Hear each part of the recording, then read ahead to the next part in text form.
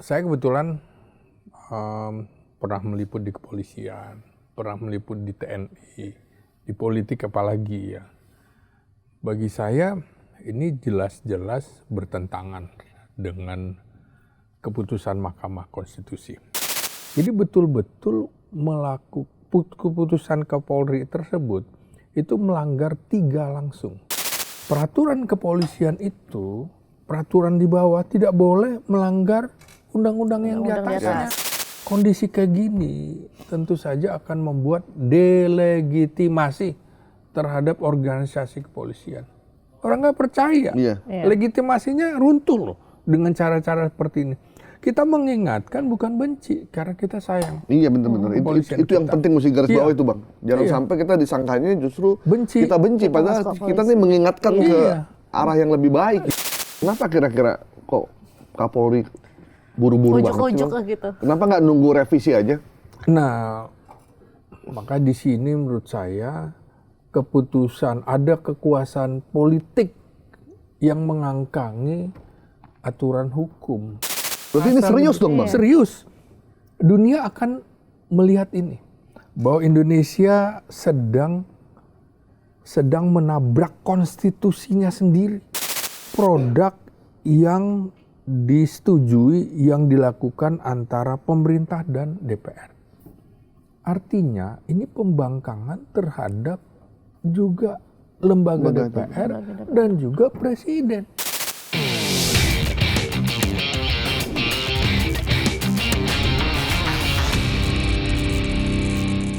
Assalamualaikum warahmatullahi wabarakatuh. Kembali lagi di Bikin Terang bersama saya Diandra Mukni dan saya Gaib Maruto Sigit. Hari ini kita mau ngomongin apa nih Mas Gaib? Kita nih episode ke-50. Iya, pas banget nih kita ke episode ke-50. Dan tamunya adalah wartawan senior yang sekarang udah bukan insaf ya.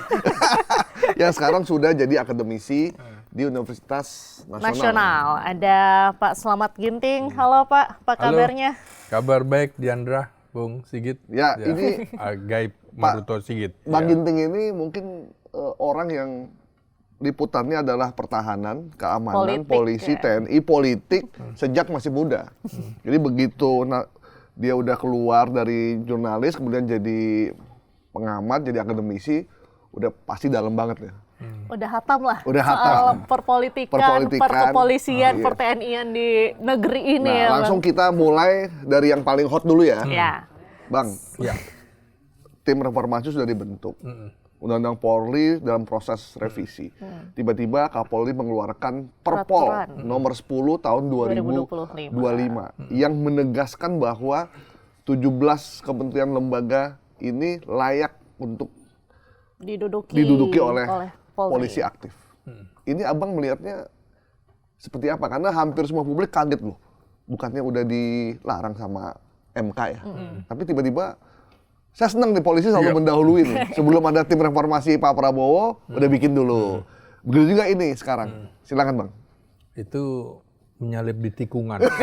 Selalu begitu. Jadi saya kebetulan pernah meliput di kepolisian, pernah meliput di TNI, di politik apalagi ya. Bagi saya ini jelas-jelas bertentangan dengan keputusan Mahkamah Konstitusi. Jadi keputusan Mahkamah Konstitusi nomor 114 tahun 2005 kemarin itu jelas menyatakan polisi aktif tidak boleh menduduki jabatan sipil kecuali berhenti atau mengundurkan diri atau kemudian alih status, itu pun kalau sesuai dengan Undang-Undang ASN. Jadi betul-betul keputusan Kapolri tersebut itu melanggar 3 langsung. Keputusan MK, melanggar Undang-Undang Kepolisian itu sendiri, Undang-Undang Kepolisian tahun 2004, kemudian Undang-Undang ASN nomor 20 tahun 2003. Nah, Undang-Undang Kepolisian itu Undang-Undang nomor 2 tahun 2002 itu. Dan di situ memang berbeda dengan TNI. Kalau TNI Undang-Undang nomor 34 tahun 2004 itu mencantumkan 10 kementerian dan lembaga yang dapat diduduki militer aktif di jabatan pemerintah sipil. Ada dasar hukumnya. Di undang-undangnya disebutin ya? Ada disebut. Tapi di Undang-Undang Kepolisian tahun 2002 itu, Undang-Undang Nomor 2 tahun 2002 itu tidak mencantumkan. Dia jelas di situ ketentuannya ya harus pensiun atau mengundurkan diri.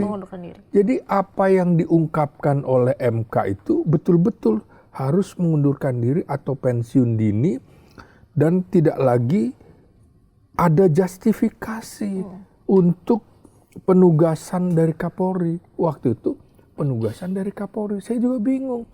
Loh, saya udah bersuara keras dari dulu. Saya bilang, ketika Kapolri dengan suratnya memindahkan kemana-mana, DPR kemana? Saya bilang, DPR kok diam aja.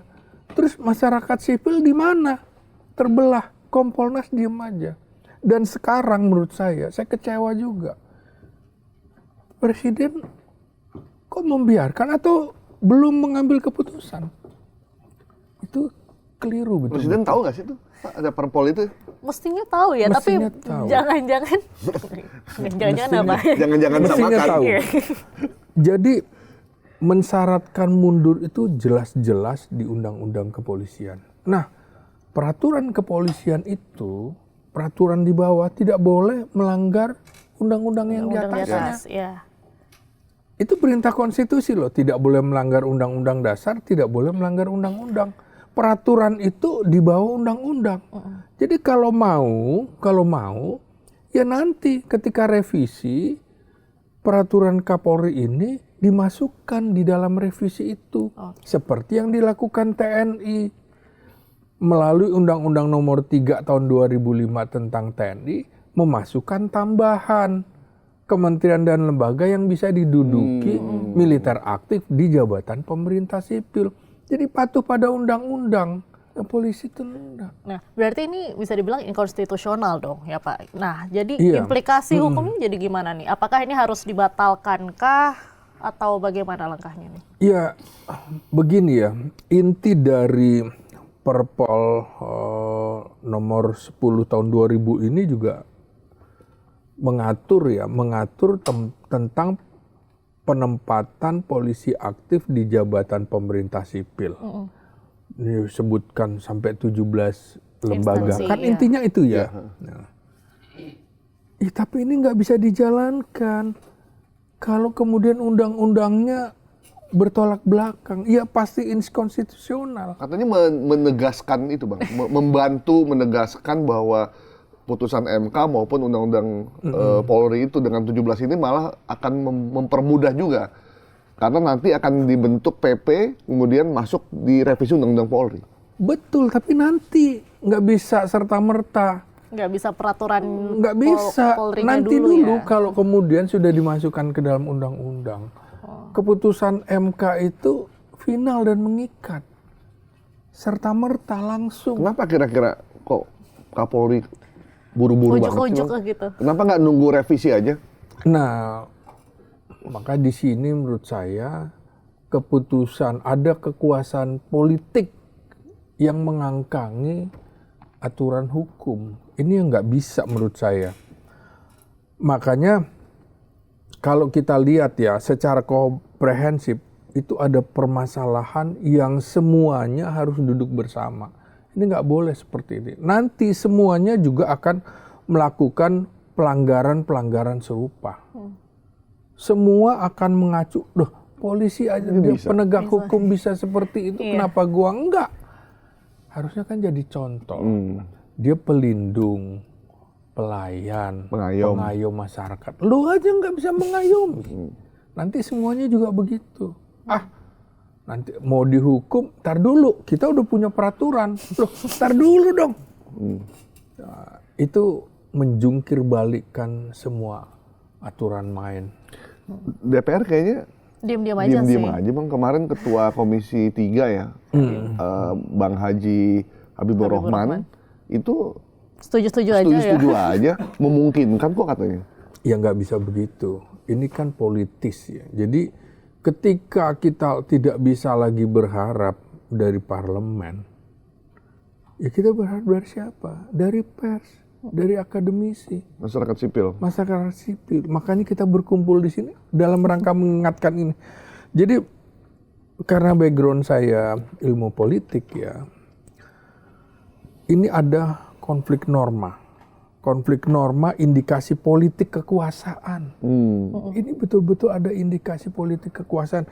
Bukan sekedar persoalan administratif belaka. Lebih dari itu ya? Lebih dari itu. Karena secara politik peraturan kepolisian itu jelas bukan sekedar teknis regulasi. Melainkan juga menunjukkan ada ketegangan serius antara hukum dengan kekuasaan. Nah, masalah utamanya kan dari peraturan. Dari peraturan kemudian bertentangan dengan hierarki undang-undang. Kan dari situ tuh awalnya. Maka di sini kita harus melihat bahwa undang-undang itu kan produk yang disetujui, yang dilakukan antara pemerintah dan DPR. Artinya ini pembangkangan terhadap juga lembaga DPR dan juga presiden. Undang-undang itu ditekan oleh siapa? Oleh presiden. Dibahas di DPR, iya, disetujui oleh presiden. Iya. Tapi masalahnya Bang, yang dibangkangi itu DPR dan presidennya berasa nggak bahwa dia dikangkangi itu? Nah, ini makanya saya ingin mengemukakan bahwa ini mengindikasikan logika politik kekuasaan lagi-lagi mengalahkan logika negara hukum. Kita negara hukum. Jadi atas nama kekuasaan tuh hukum disimpan. Hukum dimasukkan di dalam tas. Nah, dalam teori konstitusional demokrasi jelas menyatakan bahwa ketika lembaga eksekutif dan aparatur keamanan dalam hal ini kepolisian membuat aturan yang melanggar undang-undang dan juga menabrak keputusan Mahkamah Konstitusi. Ini dunia ya, bukan Indonesia saja. Ini kita ngomongin global nih, ada global nih. Maka ini disebut pembangkangan eksekutif yang dilakukan oleh kepolisian atau pembangkangan normatif terhadap konstitusi. Jadi seperti pernyataan Diandra, pertanyaan, ya itu. Ini ada teorinya. Jadi bukan ngomong berarti ini serius dong Bang? Serius. Dunia akan melihat ini. Bahwa Indonesia sedang menabrak konstitusinya sendiri. Para akademisi, baik itu hukum tata negara, pemerintahan atau politik, akan sama berpikirnya dengan saya. Berdasarkan teori itu. Apalagi kemudian kalau dilihat dari analisis relasi sipil dan aparat, maka ini adalah gejala repolitisasi polisi dalam teori civil security relation. Jadi polisi pasca reformasi ini itu didesain sebagai aparat sipil, tapi dalam kurung sipil bersenjata. Beda loh, kan? Kemudian dia harus netral secara politik, karena dia alat negara. Bukan alat kekuasaan. Bukan alat kekuasaan, bukan alat pemerintah. Nah, kemudian dia juga tidak boleh terlibat di dalam kekuasaan administratif sipil. Maka dengan cara dia menabrak itu, dia masuk ke ruang-ruang administrasi sipil. Seolah-olah dia sama. Dia sipil bersenjata, Bung. Bukan aparat sipil negara. Beda juga dengan undang-undang aparatur sipil negara yang mengatur yang boleh duduk di sipil negara siapa aja, syaratnya apa. Bukan dia jadi mengatur undang-undang ini. Nah, jadi secara politik juga peraturan kepolisian nomor 10 tahun 2005 ini menunjukkan kembalinya polisi ke ruang kekuasaan sipil. Sama dengan negara apa? Sama dengan negara-negara ketika terjadinya Perang Dunia Kedua. Fasis ini, Bung. Ngeri. Ini kalau Indonesia jadi negara fasis. Ini penempatan polisi ini tanda-tanda fasis atau udah menuju ke sana? Menuju ke sana. Kan ada batasan semua. Yang disebut lembaga-lembaga negara bersenjata kan juga harus diawasi. Harus ada layer di atas. Polisi juga nggak ada. TNI ada layer di atas, Kementerian Pertahanan. Polisi nggak ada. Makanya saya bilang juga ini harus dibenahi semuanya. Dia langsung presiden nggak boleh. Kalau jadi presiden dia menjadi apa? Jadi alat kekuasaan. Nah, jadi besar potensi ini melampaui kewenangan banget ya Pak ya. Bahkan ini mengabaikan yang namanya law enforcement dan policy making atau penegakan hukum dan pembuatan kebijakan. Nah, saya kebetulan betul-betul disertasi saya kebetulan soal hubungan sipil militer dalam konsolidasi demokrasi, studi kasus penempatan militer aktif di jabatan pemerintah sipil era Jokowi dan Prabowo Subianto. Pas banget. Pas banget. Nah, di situ kemudian ada perbandingan dengan kepolisian. Jadi saya mengkritik dia. Ini boleh dengan alasan ini tidak boleh ada alasan ini. Pakai teori, nggak asal jeplak kata orang Betawi bilang. Nah, dalam teori Samuel Huntington itu disebut dengan objective civilian control. Nah, kontrol objektif sipil terhadap lembaga bersenjata, baik militer maupun kepolisian. Jadi kepolisian itu di banyak negara juga masuk di dalam lembaga angkatan bersenjata. Makanya era Soekarno TNI Polri digabung dalam angkatan bersenjata. Bukan eranya Soeharto loh. Itu sejak tahun 60. Udah zaman Soekarno udah begitu. Nah, jadi karena polisi sebagai aparat keamanan sipil bersenjata, ini artinya tidak lagi murni sebagai sipil dan tidak lagi menjalankan tugas sebagai aparat negara yang profesional. Dari teorinya Samuel Huntington. Ini tetapi dia sudah masuk ke dalam ranah politik administratif sipil. Dia sebagai irjen misalnya. Loh, irjen yang ngawasi. Loh, dia jadi berkuasa betul. Sebagai sekjen? Iya, sebagai dirjen. Iya. Jadi memang menurut saya ya boleh dia menduduki jabatan pemerintahan sipil. Tapi harus dengan undang-undang, bukan peraturan. Nah, harus kita pilih mana yang kira-kira ada kaitannya dengan tugas keamanan ketertiban masyarakat.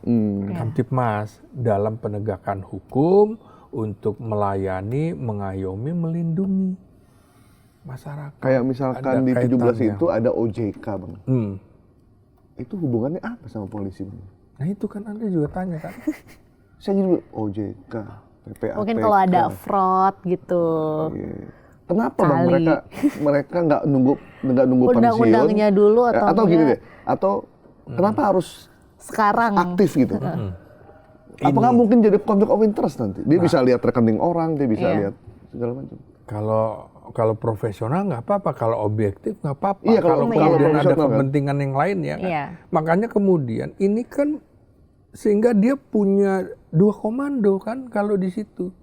Komandonya di Mabes dan komando di kementerian ya kan. Nah inilah yang disebut paralel dalam tanda petik dui fungsi itu. Dalam bentuk baru tentunya. Ya. Jadi maksudnya dui fungsi Polri ya, kalau dulu dui fungsi TNI. Iya, walau Polri berbeda dengan TNI, secara politik kebijakan ini sering dibaca sebagai dui fungsi versi kepolisian. Bahkan multifungsi, bro. Multifungsi kan repot. Ya, memang bukan dui fungsi formal ya, tetapi polisi menjalankan tugas keamanan ketertiban masyarakat. Kalau bicara kepolisian harus ada lengkap loh, bukan keamanan aja, tapi keamanan ketertiban masyarakat. Satu napas, satu frase. sekaligus fungsi kekuasaan sipil nih sekarang. Jadi selain Kamtibmas, fungsi kekuasaan sipil. Ini yang harus kita cermati. Sementara di beberapa negara justru sipil yang harusnya berkuasa dan mengatur. Nah, karena itu ini betul-betul berbahaya bagi demokrasi. Kenapa berbahaya bagi demokrasi? Karena aparat dengan monopoli kekerasan yang sah, kan dia punya senjata, boleh menembak kan? Negara boleh membolehkan itu kan? Tapi ikut mengelola jabatan sipil yang seharusnya diawasi secara publik. Sementara publiknya, DPR-nya setuju aja. Ya kan kemarin. Kompolnasnya kemana? Nah, Kompolnas juga apa suaranya? Kompolnas itu bukannya jubir Polri, Bang? Iya itu.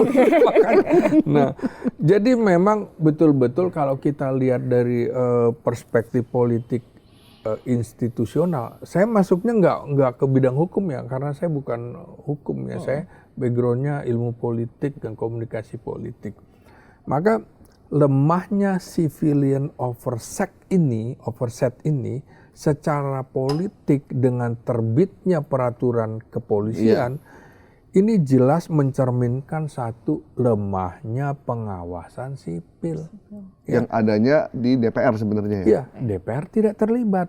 Kemudian publik tidak diajak konsultasi. Seperti akademisi iya, gitu ya? nggak diajak konsultasi dengan peraturan kepolisian yang baru ini.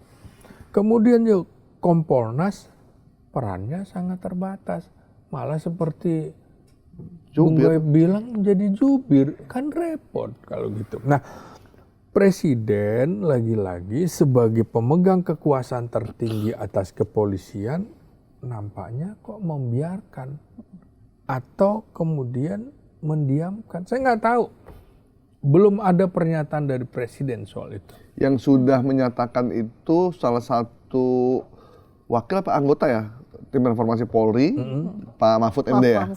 Pak Mahfud sudah tegas mengatakan bahwa putusan Perpol ini melanggar dua undang-undang, ASN, Undang-Undang Polri, dan juga melanggar Undang-Undang MK. Sama kan dengan saya? Iya. Sama. Background Pak Mahfud antara S2-nya juga politik. Iya. Jadi dia melihat ini. Maka dalam teori democratic accountability ini menunjukkan memang defisit kontrol sipil terhadap aparat keamanan, dalam hal ini polisi. Ada teorinya tuh. Betul. Bang, itu lemahnya kontrol atau memang menegaskan bahwa yang berkuasa di negeri ini adalah polisi? Nah itu dia kan. Makanya saya bilang, jangan sampai kita cenderung menjadi negara fasis ketika Jerman, ketika Jepang, ketika Italia menjadi negara agresor. Begini nih. Ya kan? Nah, dan itu lebih mengerikan ketimbang negara militer. Karena dia sipil tapi perilakunya jauh lebih daripada militer. Kita harus semprit ini. Nah, makanya dalam logika keamanan atas logika demokrasi, saya akan membandingkan penempatan polisi aktif sering dibenarkan dengan alasan, ya kan? Iya. Efektivitas katanya kan. Lalu apalagi stabilitas, kedaulatan, dan juga loyalitas. Loyal dong. Biasanya aparat berseragam kan loyal. Nggak usah ditanya lah kalau nggak usah ditanyakan. Nah, namun secara politik ini menunjukkan securitization of government. Maksudnya adalah masalah sipil diperlakukan sebagai masalah keamanan. Jadi seolah-olah ini urusan keamanan, ketertiban masyarakat. OJK apa urusannya dengan Kamtibmas misalnya? Jadi semua urusan dikaitkan dengan itu, justifikasi, pembenaran. Oke. Nah, ini kan kalau kemarin saya dengar di podcastnya Pak Mahfud gitu ya, ini kan bisa dibatalkan dengan executive review atau juga bisa ditunda nih sama presiden. Jadi presiden punya wewenang untuk menunda si peraturan kepolisian ini. Menurut Pak Slamet sendiri, Presiden akan melakukan ini nggak? Ada nggak yang beritahu Presiden? Nah ya itu. Pak Presiden, ini ada Tahu perpol nggak nih, gitu. kira-kira? Ada nggak? Saya cuma khawatir Presiden belum tahu gitu. Masalahnya seperti saya bilang tadi ya, kok kayaknya membiarkan dan mendiamkan. Saya nggak tahu apakah karena Presiden Nggak tahu. sibuk di tengah kebencanaan. Kan memang betul-betul di tengah situasi Karena bencana. kayaknya dikeluarkan pakai momentum, Bang. Momentumnya semua orang lagi fokus ke bencana. Rata-rata kalau dalam politik itu banyak isu dihembuskan pada saat semua fokus Konsentrasi. pada masalah apa. Sama kan dengan Bahlil tiba-tiba mengusulkan sebuah ide politik, ya kan? Ya. Pada saat bencana. 3 periode itu ya? Atau apa ya? Kemarin, Kemarin. misalnya pemilu dilaksanakan oleh siapa gitu. Publik kan nggak fokus. Nanti dianggap kan sudah gua omongin, ya kan? Kan gua udah omongin, kenapa lu diem Padahal aja? publik, media, semua lagi nggak ke situ isunya. Ya jadi akibat apa masalah sipil diperlakukan, masalah pemerintahan sipil semuanya diperlakukan seperti masalah keamanan ketertiban masyarakat. Demokrasi menjadi apa? Demokrasi cuma prosedural doang, bro. Ada demokrasi kayaknya, cuma kayaknya hanya prosedural. Dan kebijakan didorong oleh stabilitas Kamtipmas. Kemudian bukan partisipasi dan hukum. Jadi hukum ya diabaikan lagi-lagi. Ya. Diandra, kamu pernah nonton film Batman kan ya? Iya. Di film Batman itu Orang jadul. di film Batman itu polisi kalau ingin melakukan penangkapan, penggeledahan itu koordinasi sama wali kotanya loh, Bang. Iya. Gitu ya. Iya. Jadi dia tuh selalu, dan dia tuh berada di wali kota tuh berada di atas polisian kotanya padahal. Jadi dia izin mau geledah kalau belum ada izin dari jaksa wilayah sama wali kota belum membolehkan, belum bisa itu mereka. Itu benar. Tapi mereka tetap punya senjata, tapi tetap mereka harus nurut sama sipil. Artinya kan ada flyer di atas. Iya. Ada layar di atasnya maksud saya. Emang benar. Tidak boleh kemudian dia rangkap semua. Dia menyelidiki sampai memutuskan. Makanya dia tuh harus melakukan koordinasi dengan jaksa peneliti misalnya. Di tingkat Polres, maka dia harus berkoordinasi dengan jaksa peneliti tingkat apa? Wilayah ya? Iya, jaksa tinggi gitu ya, jaksa negeri gitu kan, yang di provinsi dengan kejaksaan tinggi.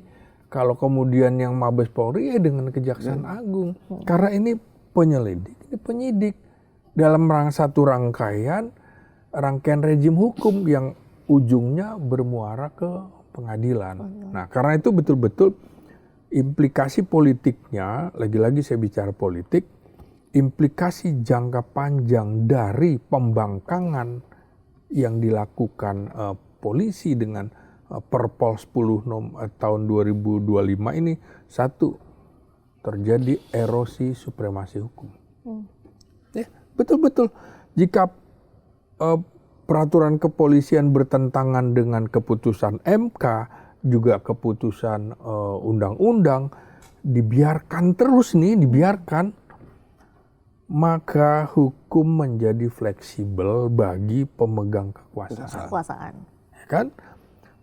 Ini presiden buruk bagi lembaga lain, sekaligus memperkuat lagi-lagi bukan rule by law, tapi rule of law.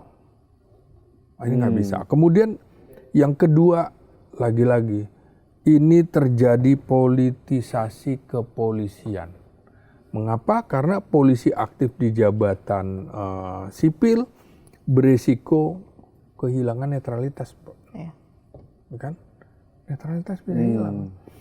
Apalagi kalau menterinya itu dari parpol, yang kemudian berkontestasi dalam pemilu, ya kan? Hilang netralitas. Lu anak buah gua, lu harus nurut sama gua, ya kan? Kemudian itulah dia menjadi alat kekuasaan eksekutif. Padahal dia alat negara, bukan alat pemerintah.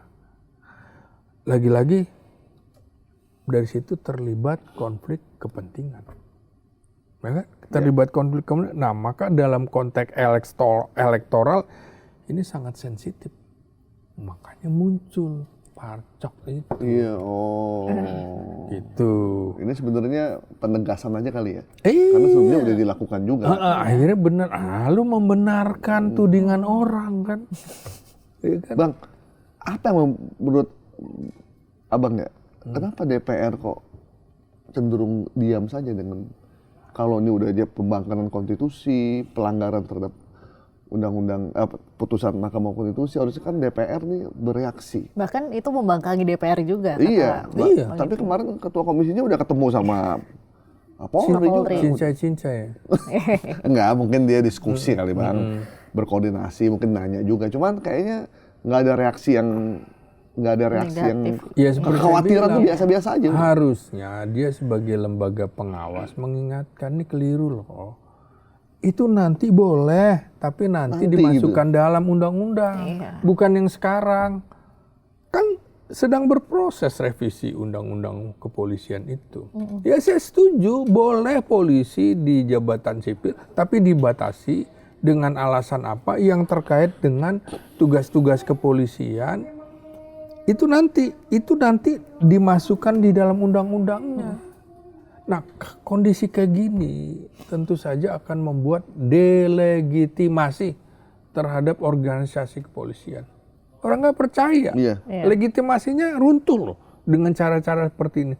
Kita mengingatkan bukan benci, karena kita sayang. Iya benar-benar. Itu yang penting mesti garis bawah itu Bang. Jangan sampai kita disangkanya justru kita benci. Padahal kita nih mengingatkan ke arah yang lebih baik ya. Supaya polisi kita lebih profesional. Jadi secara politik kebijakan ini bisa menurunkan yaitu tadi kepercayaan publik. Sekaligus apa? Memperkuat citra polisi sebagai aktor politik. Jadi aktor politik ini polisi gimana? Bukan sebagai penegak hukum. Kalah Reza Rahardian tuh. Kalah Reza Rahardian. Iya makanya. Dan legitimasi aparat kepolisian ini sangat bergantung dengan apa pada jarak dari kekuasaan politik praktis. Sehingga publik nantinya akan lihat, oh lu udah masuk nih ke ranah politik praktis. Polisi itu boleh berpolitik, tapi politik negara, bukan politik praktis. Sama dengan TNI, gitu. Politiknya politik negara. Jaksa juga gitu. Semua kayak kita sebagai pers, inget loh, Anda ada di tengah-tengah. Iya. Anda bukan politik praktis, mentang-mentang bos lu punya partai, punya niat ke sana, lu nggak bisa. Jadi kita juga harus di politik negara. Bang, kan kita ada tim reformasi ya, Polri, bentukan dari Pak Presiden. Di situ hampir semuanya polisi kecuali Pak Mahfud dan Pak Jimli. Tapi dua-duanya juga. Hasibuan juga. Oto Hasibuan. Nah, kira-kira kenapa Polri nggak nunggu dulu hasil kajian? Kan mereka lagi manggilin banyak nih, masyarakat sipil dipanggilin, media semua. Kemudian nanti mereka akan memberikan rekomendasi. Kenapa kok kesannya mereka terburu-buru? Kenapa nggak nunggu tim yang dibentuk presiden ini loh? Ya itu, jadi perilakunya sekarang sudah kayak pembalap nih. Menyalip di tikungan. Di awal kan saya udah bilang. Iya, urgensinya apa sih Pak sebetulnya? Kayak gitu. Mungkin takut nggak dimasukin nanti sama tim reformasi? Ya itu dia. Artinya Anda aja udah melihat terjadi delegitimasi kan. Kepercayaan Anda sudah menurun karena seperti itu. Loh, kok gitu sih? Lu kan aparat penegak hukum, lu bukan aktor politik. Lu kok nggak lagi frame-nya di politik negara tapi politik praktis? Itu. Apa jangan-jangan karena ngelihat di TNI mereka udah, bisa nih masuk ke jabatan sipil, kita juga harus bisa dong. Nah, gitu. jadi contoh kayak gitu. Iya. Nah, di situ kan ada pertarungan. Tentu kan dibilang, masa TNI boleh, gua nggak boleh? Iya. Ya tapi TNI udah ada undang-undang, dilindungi sama undang-undangnya. Lu belum, lu sabar. Sama dengan TNI dulu Misalnya usia pensiunnya beda dengan polisi. Iya. Tapi dia nggak menabrak tuh. Bintara 53 tahun lu pensiun. Polisi bintaranya 58. Nggak ngiri. Karena aturan gitu. Kita semua harus berpegang pada regulasi. Kita harus berpegang pada konstitusi. Karena kalau kita nggak pegang pada aturan hukum, ya jadi sembarangan negeri ini jadinya. Jadi peraturan untuk dilanggar, bukan untuk dijalankan. Semua nanti akan melakukan yang sama. Penegak hukumnya aja ngelanggar hukum sendiri ya Pak. Gitu. Nanti tiba-tiba diundang lalu lintas, lu nggak boleh loh. Terus, kami punya peraturan sendiri. Loh, nggak bisa undang-undang. Enggak, kami ada peraturan dari lembaga pers kami, nggak apa-apa. Tanpa ganjil genap. Karena urgen, nggak bisa. Nggak bisa, kita harus tetap nurut sama peraturan yang ada. Iya kan gitu. Karena kita pengen wawancara, waktunya udah mepet, karena ganjil genap, nggak apa-apa lah kita hadang aja. Atau nggak lewat jalur busway deh. Iya, gitu. jalur busway. Ya tetap aja kita ditilang ya ditilang. Iya. Makanya ini harus ditilang polisi dan iya dalam kasus. Siapa yang nilang Pak pastinya? Ya kayak kita. ya kita bagian dari civil society mengingatkan itu. Siapa lagi? Kalau kita nggak mengingatkan, ilmu kita buat apa? Iya. Itu tugas kita. Tapi kan kita udah ada wakilnya Bang di DPR Bang. Tapi kita milih mereka untuk ngejagain kita. Supremasi sipil di DPR itu menjadi wakil kita untuk ngejagain bangsa ini dari orang-orang yang ingin membuat peraturan yang ujungnya membahayakan buat demokrasi dan Indonesia secara utuh. Kan harusnya gitu. Itu juga contoh tidak baik. Padahal semua itu tahu. Nah, yang namanya keputusan MK itu bersifat final, mengikat, dan erga omnes. Jadi nggak bisa lagi kemudian ditawar-menawar, nggak ada. Nggak ada. Sama kayak kita ke sekolah, masuk pukul 7. Bu guru, saya mau masuk pukul 9, kurang tidur tadi malam. Nggak bisa kan? Sama kayak waktu putusan Gibran ya? Iya. Nah loh, masuk situ ya. Ya kan final dan mengikat. Iya, dan semua langsung nurut. ya. Iya. Walaupun nggak puas, tapi kan, oh ya udah di putusan MK. Iya. Jadi memang keputusan polisi yang melawan keputusan MK itu secara politik betul-betul ini ketidakpatuhan pada konstitusi. Pembangkangan konstitusi seperti yang dikemukakan para ahli hukum tata negara, ya memang seperti itu. Ini jadi bukan sekedar pelanggaran hukum, tapi menurut saya terjadi apa? Krisis etika. Jadi krisis etika kekuasaan dilabrak dan krisis kepemimpinan demokratis. Kenapa? Karena DPR diam aja. Eksekutif presiden belum bersuara. Jadi siapa lagi yang menyuarakan? Kalau presiden bersuara terus membatalkan bisa sebenarnya Bang? Bisa dong kita ingatkan Kapolri. Batalkan itu. Kan bisa. Tapi kan dalam kasus pembentukan komite reformasi aja tidak ditegur, jangan bikin tim ini dong. Kan saya mau bikin gitu. Iya. Jadi ini ciri khas Listio Sigit Prabowo adalah jenderal penyalip di tikungan, kata saya. Bikin duluan. Itu pelajaran bagi kita. Mungkin karena namanya Prabowo kali, jadi punya setengah kekuasaan. Gitu. Iya. Jadi memang betul secara politik peraturan kepolisian ini upaya perluasan kekuasaan institusi polisi ke ruang sipil. Dipaksakan. Upaya keras ya. Kemudian juga lagi-lagi pelemahan prinsip demokrasi. Bang, sebenarnya teman-teman polisi ini lagi ngejagain apa sih? Sampai sebegitu buru-burunya, ngototnya gitu. Nunggu aja dulu. Apa sih yang lagi mereka kejar sebenarnya? Jangan tanya gue dong, tanya dia. Kan dia sering bergaul.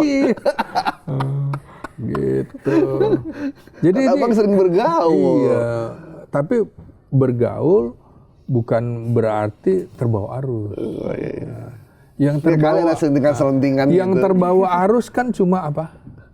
Apa Pak? Kotoran. Cuma kotoran. kita enggak. Kita harus tahu, oh ini nggak bisa kita terbawa arus. Kita harus dekat dengan siapapun. Setuju nggak setuju kita, beda pandangan kita tetap. Silaturahim harus dijaga kan.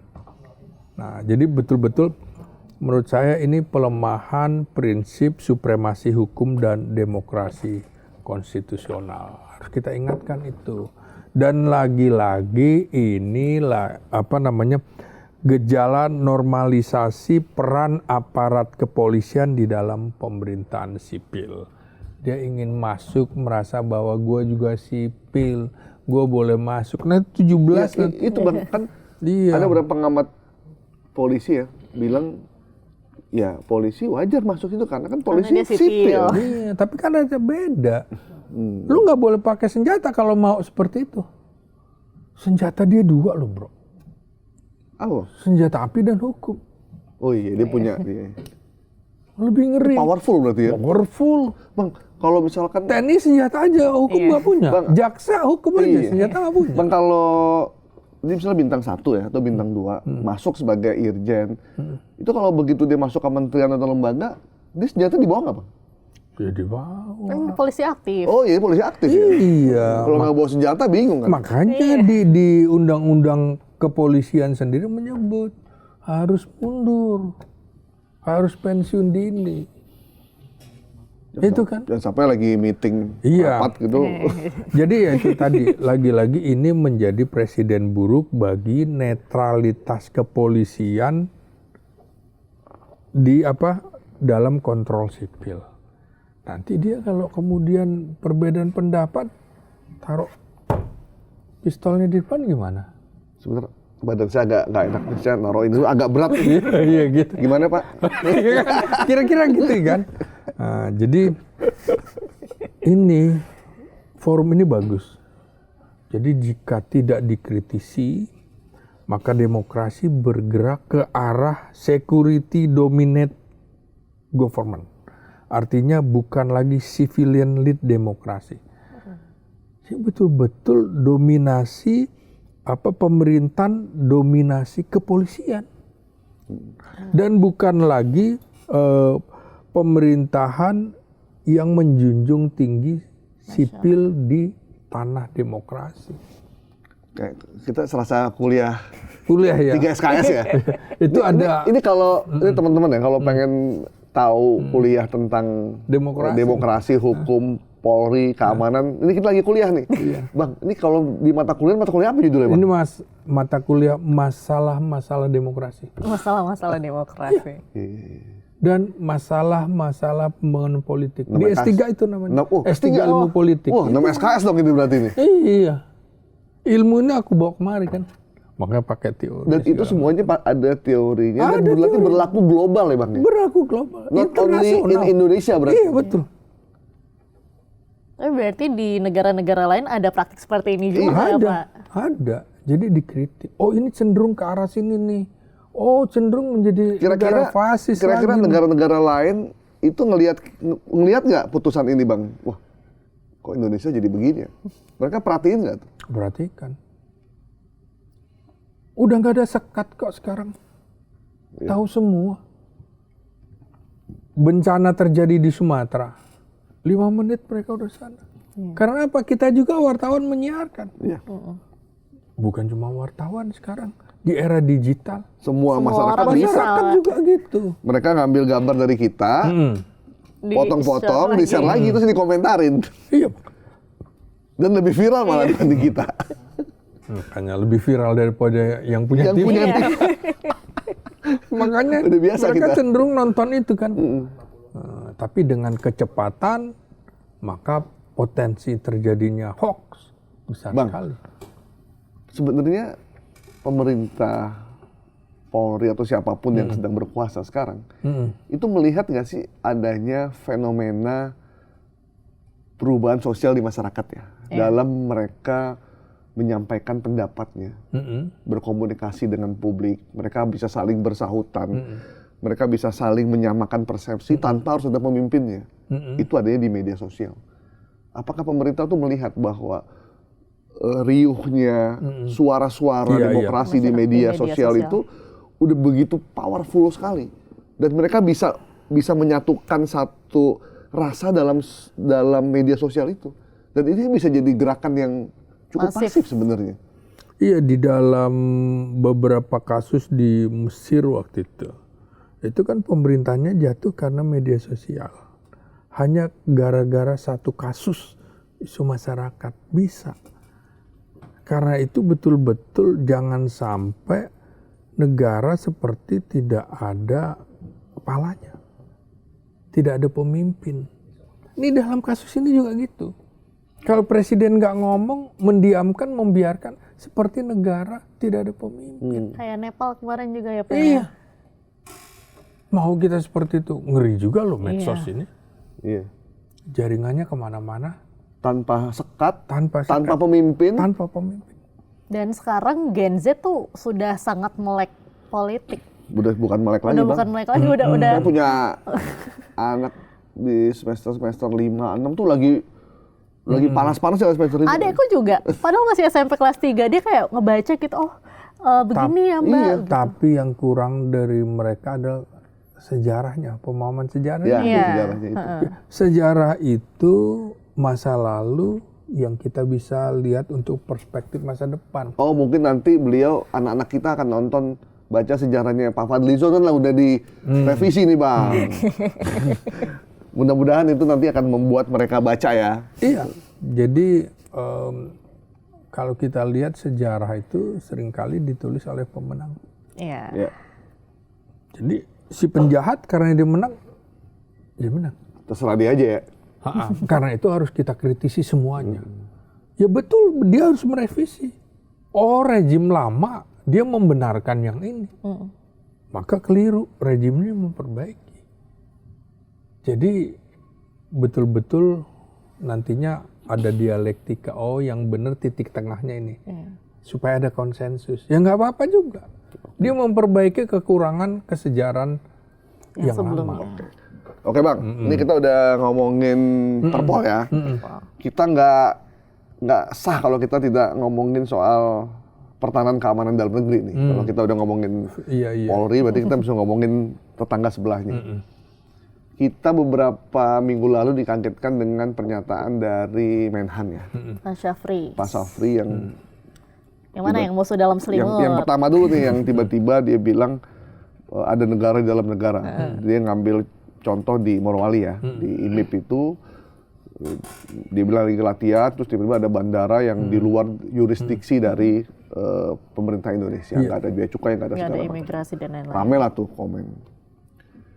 komen segala macam. Nah kemarin dia ngomong lagi ya bahwa ada musuh dalam selimut di pemerintahan sampai di negara ini gitu ya. Nah kalau di beberapa negara, kalau seorang Menhan udah bicara tentang hal-hal yang kritis seperti itu, artinya itu negara dalam kondisi yang nggak baik sebenarnya. Iya. Nah, gimana Abang melihat statement itu disampaikan oleh Menhan yang juga bertanggung jawab terhadap pertahanan negara ini? Secara publik lagi. Iya, dan secara ke publik loh, bukannya dia lagi ngomong di meeting, terus orang diam-diam gitu, gitu. Enggak, dia sampaikan ke, biar kayaknya biar semua orang tahu. Gitu. Apa sih maksudnya sebenarnya?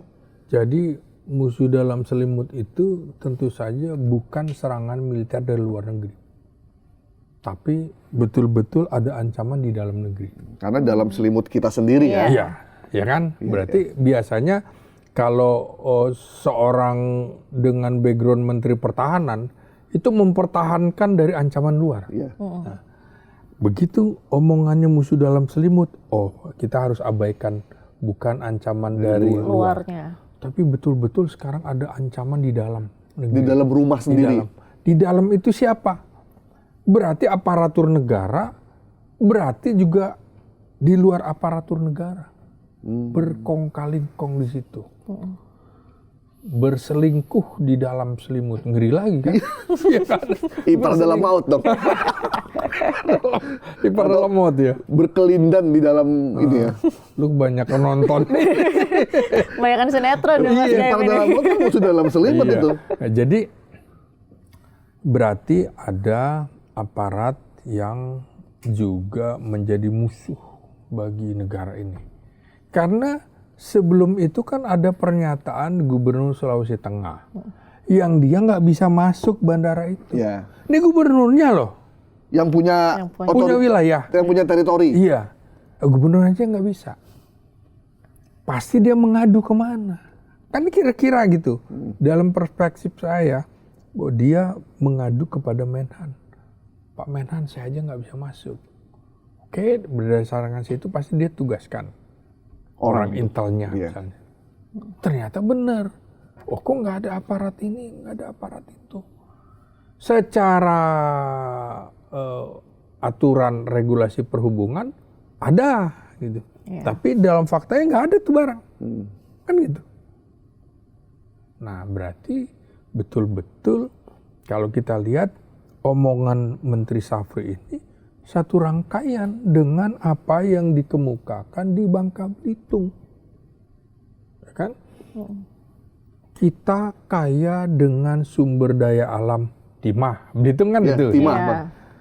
Terus Morowali nikel, boksit, ya kan? Berarti ini dilarikan keluar oleh siapa? Ya orang dalam. Musuh dalam selimut itu. Ya iya. Kan sebelumnya ada pernyataan dari Tiongkok bahwa dia membeli nikel dari Indonesia. Harganya sekian. Tinggal kita kali pajaknya mana buat kita. Kok nggak ada? Kok laporannya nggak ada nih? Menjual ke sana. Ya berarti ada oknum. Dari mana? Berarti dari pelabuhan udara, dari pelabuhan laut. Kan ditangkap oleh Angkatan Laut, kapal Angkatan Laut. Nah berarti benar nih selama ini. Sekian lama terjadi. Seperti negara dalam negara.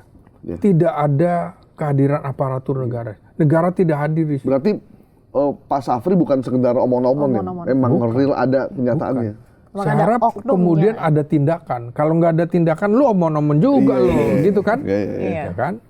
Berarti dia kan mendapatkan tugas untuk melindungi sumber daya alam, kan? Hutan, ada satgas. Terjadi tuh.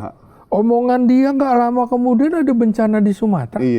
Bencana sumber daya alam kita kan hilang. Segala macam. Berarti benar-benar negara kita ini banyak musuh di dalam selimut ini. Terjadi perselingkuhan di dalam selimut. Dan itu udah cukup lama terjadi. Bang, saya 2 tahun lalu ke Bangka Belitung. Saya belum pernah ke Bangka Belitung sebelumnya. Kemana aja lo? Ya, itu juga diundang. Ada acara sih gitu. Dalam benak saya, Bangka Belitung. Kalau waktu kita sekolah SD, SMP, Bangka Belitung itu penghasil timah terbesar gitu. Bangka Belitung. Jadi kalau di halaman rumah kita cangkul aja. Ada itu timah. Dulu kan kita Bangka Belitung, timah, buton, aspal gitu kan. Iya benar. Geografinya nilainya bagus tuh ya. Papua, biji besi, emas segala macam kan. Gue percaya berarti sekolah lu benar. Enggak beneran. Ijazah asli. Nah, begitu sampai itu benar-benar di luar ekspektasi, Bang. Hotelnya juga, hotelnya bagus, cuman baru itu pun cuma 1 doang. Sisanya itu hotel-hotel yang pinggir jalan gitu ya. Dan saya nginep di hotel yang pinggir jalan itu. Terus nggak ada kemajuan dalam bayangan saya di Bangka Belitung produksi timah dari mulai saya SD sampai udah punya anak gadis ini, ternyata tuh kotanya masih begitu, Bang. Kemudian saya datang ke satu wilayah, saya bilang, ini punya siapa, Mas? Ini kita kemana? Saya bilang, ini kita ke kantor. Ini kantor pemerintah nih.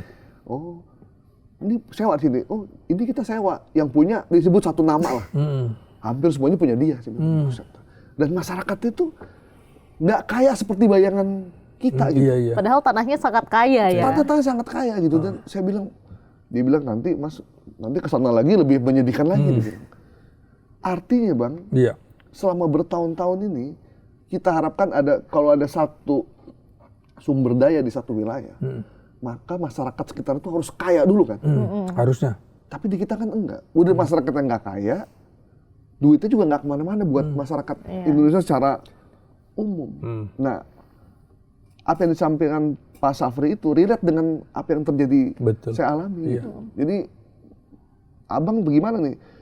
Tapi kan omongan Pak Syafri itu kayak sambil lalu aja akhirnya. Orang mungkin udah hopeless kali. Kalau saya, gimana ya? Sama dengan kasus pembalakan di Sumatera itu. Ketika pemerintah cuma mengumumkan 2 perusahaan melanggar. Kok cuma 2 perusahaan? Ada di 3 provinsi. Lebih dari 1.000 saudara kita wafat. Iya. Kok cuma 2? Gitu. Artinya memang begini ya. Saya ngelihatnya. Penjajahan di dunia yang dilakukan negara-negara penjajah itu, kolonial, itu mengincar negara yang sumber daya alamnya kuat. Di mana itu? Di Asia dan Afrika. Maka Asia Afrika adalah negara-negara tertindas yang dijajah. Tapi celakanya sekarang, bekas negara yang pernah dijajah-jajah itu, terjadi penjajahan di dalam negerinya oleh warga negaranya. Atau penjajahan asing melalui proksi di dalam negeri. Makanya itu betul pernyataan musuh dalam selimut itu kenceng. Kita ikut bedah di sini. Mesti kita gelorakan juga tuh musuh dalam selimut itu. Siapa orang itu ya? Iya. Ya kita nggak usah sebut lah yang namanya. Ya? Aduh. Sedih ya. Tapi yang namanya musuh dalam selimut kan nggak bisa agak susah ya. Orang dalam selimut bang, kan kita nggak bisa lihat. Nggak kelihatan. Dan itu tidak. Kecuali kalau musuh samping selimut bisa kelihatan. Tidak menyebut nama ya secara implisit ya. Itu hanya secara implisit, tidak secara eksplisit. Kita kan berharap sebenarnya ungkap dong siapa secara sih? eksplisit siapa supaya tidak menduga-duga. Ada sih yang ngasih respon ketika awal-awal dia bilang di bandara IMIP nih nggak ada ini, nggak ada itu. Ya ada beberapa menteri juga yang merespon ini, merespon itu. Ada yang segala macam. Cuma ya udah berhenti sampai situ, sampai Pak Syafri ngomong lagi soal musuh dalam selimut itu. Iya, dan itu bagus. Menurut abang harus ditegasin lagi ya? Harus. Sebut aja namanya ya gitu. Ya misalnya GMC. Gaib Maruto. Saya udah deg-degan aja, udah menyebut nama perusahaan. Gitu, misalnya kata Gaib Maruto Sigit yang menyumbangkan ini tanpa mau disebutkan namanya, tapi udah disebut namanya. Harusnya begitu ya? Harusnya begitu, harusnya gitu. Harusnya begitu biar jelas gitu, publik nggak menduga-duga. Iya. Oke, Diandra. Iya. Seru sekali, tapi waktu kita terbatas. Pak Slamet, terima kasih sudah bergabung dengan Bikin Terang hari ini. Bener-bener terang nggak ya? Oh, terang banget sih. Cuman yang musuh dalam selimut itu belum terang ya? Belum terang, itu belum tahu kita siapa. Nanti kita minta Pak Bahlil untuk supaya lebih terang lagi ya. Iya. Gitu, karena Pak Bahlil kan jago untuk Nanti kita undang ke sini. Iya, kita mau undang Pak Bahlil juga ya. Pak Bahlil nanti kita nah namanya Bikin Terang, jadi Bapak nggak ada beban lah. Ini pasti terang terus. Oke, Bang, terima kasih. Baik, makasih. Terima Ditutup, kasih, Diandra. Pak Slamet. Makasih, Terima kasih Diandra. sudah bergabung makasih. dengan Bikin Terang hari ini. Ya, pemirsa, itu tadi wawancara kami dengan Pak Slamet Ginting. Terima kasih sudah menyaksikan. Sampai jumpa. Bye.